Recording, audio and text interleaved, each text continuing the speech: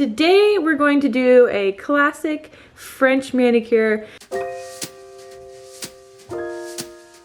Hey guys, it's Maggie Rose back with another nail video for you today. And yeah, if you didn't see my last video, I colored my own hair. I am now a blonde and I trimmed it a little bit too. That's like nothing to do with nails. So anyway, back to French manicure. People have been asking me to show you guys to do like the faded French or ombreing two colors together. And I will do a video like that down the line. But right now I wanted to show you how to do a classic French manicure because I think they look so timeless and beautiful, and I also added in that extra element of an accent nail being like a glittery fade with the glitter ombre, and I just showed you guys how to do that in my last nail video that I'll link for you and I'll have in the description box. But I did that technique for my accent nail, but all the other ones I wanted to show you how to do this timeless effect. So let's go ahead and just jump right into it. So first things first, I am again not showing you guys how I do my prepping of my nails. I did that in my nail tutorial, which I'll link for you. So before I did anything, I used my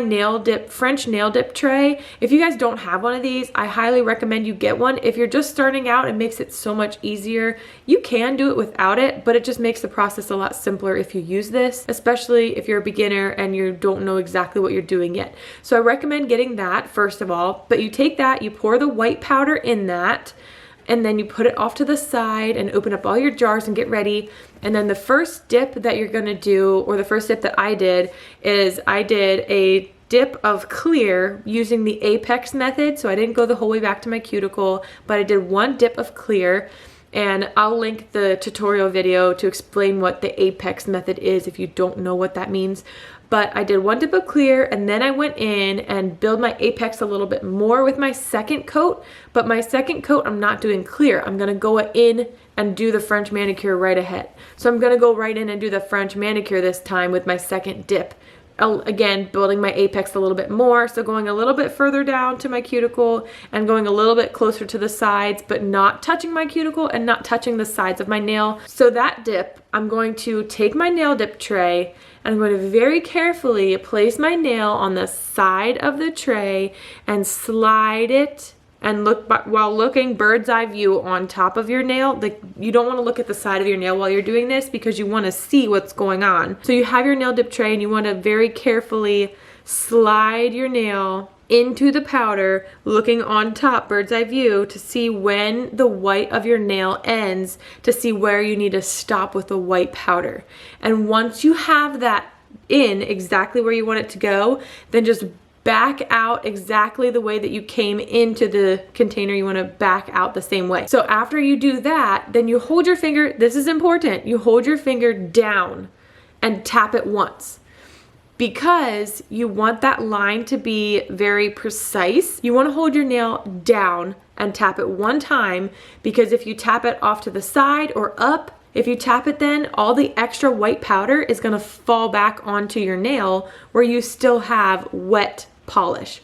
So you want to tap it while it's down, and then while it's still wet, you kind of want to do this a little bit quickly. So you very gently place it into your clear / pink.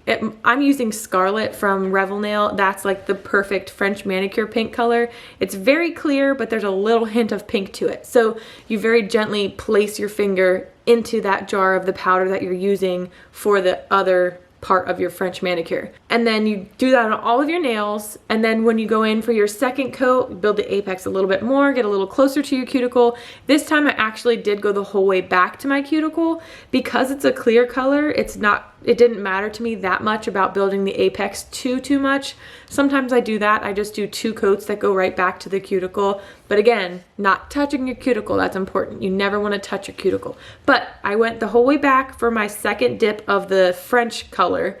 And then I did the same thing again. So I very carefully slid my finger into the French tray, looked down bird's eye view, made sure I wanted to get exactly where that line was before. But if your line was a little bit crooked the first time, you can kind of fix it up by moving your finger around a little bit and like place it exactly where you want it to be. But try not to go past the line that you did before. Try to just come up and kiss that white line, and it's called a smile line if you guys don't know. I didn't really know that until I started doing nails, but I think it's kind of like fun and cute. That's a smile line.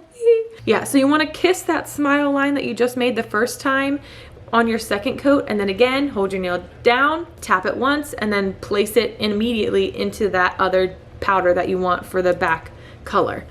And then the last coat, I do the same thing on all of the nails minus my oh, it looks like I'm flicking you off, sorry about that. Minus the ring finger. For me, I did not do a third dip of the white on my ring finger. Instead, I did it on all my other fingers, but when I got to the ring finger, I went ahead and I painted it on like I did.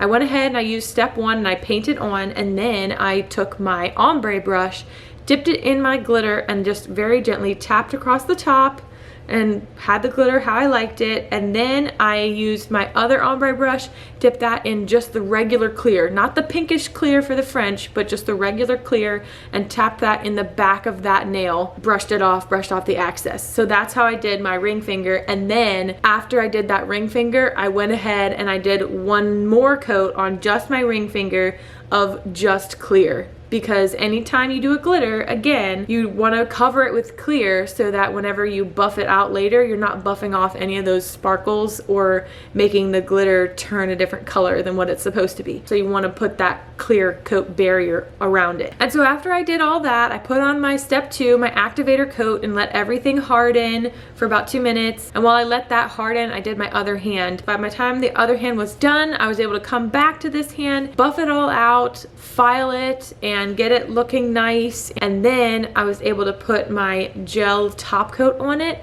and then cure that in my light, and then they looked so shiny and sparkly and so beautiful. I love how it turned out, guys. I'm really proud of my smile lines. The first time I did it, my smile lines did not look quite as nice. They were a little bit off.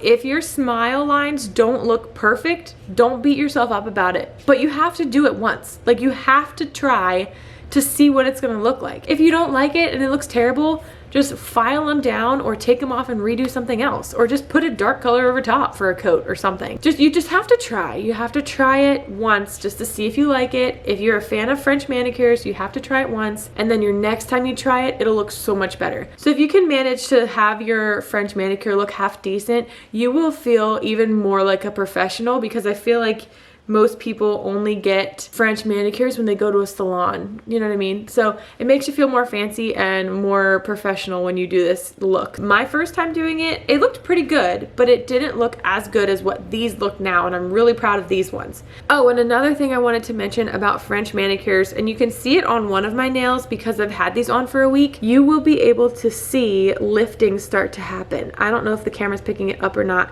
but right here on my middle finger, I have some lifting on this side of my nail that you can see because it's a clearish pinkish color right here, so you can see lifting happen more easily than you would if you had a solid color. So I can see my lifting happen, and it's kind of hard for me not to go in there and like pick at it, because I'm a picker and I love to do that. So I'm not gonna do it. I'm not gonna pick it right now, but just know that when you do a French manicure, you'll be able to see your nails lifting. They'll grow out really nicely because you won't have like a line of color really from when your nails are growing out. It'll look seamless as it grows out, but you will be able to see lifting. So just remember that. And also, if you had a color on your nails previously, make sure if you're filing down your nails to the clear layer and then doing this, that you get all of the color off.